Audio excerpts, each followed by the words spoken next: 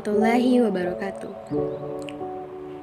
Perkenalkan, nama saya Anita Sri Rahma Putri dengan NIM 21136013 dari Prodi Geografi NK Universitas Negeri Padang. Kali ini saya akan menjelaskan tentang komposisi tanah. Komposisi tanah merupakan komponen penyusun tanah di mana tanah berkembang dari bahan induk yang berasal dari batuan induk dan bahan organik yang berasal dari makhluk hidup sekitarnya. Perbandingan masing-masing bahan komponen penyusun tanah itu berbeda-beda pada setiap tanah dan berubah-ubah setiap saat.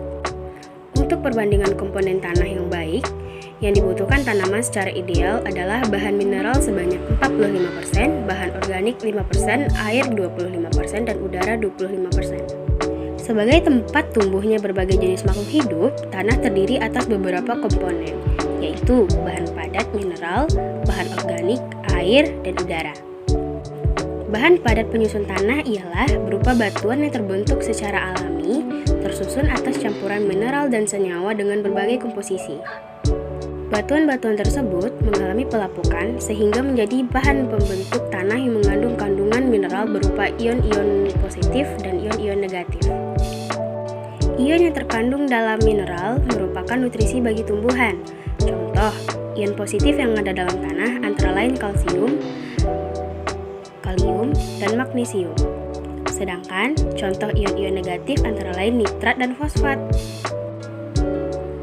Bahan organik tanah terdiri atas sisa-sisa hewan atau tumbuhan yang mati, daun yang gugur, ataupun feses yang telah diuraikan oleh bakteri dan jamur. Hasil dari penguraian ini sering disebut dengan humus. Humus memiliki peran yang sangat penting bagi kesuburan tanah dan tanaman yang ada di atasnya.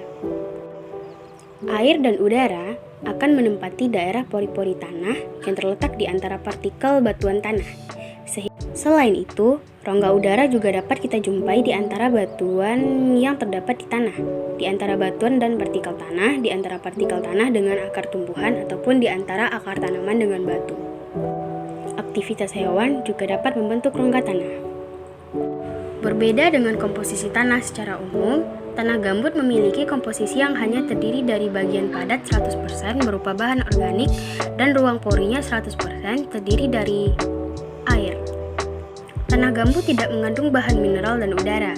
Hal ini mengakibatkan tanah gambut tidak produktif jika dimanfaatkan sebagai lahan pertanian.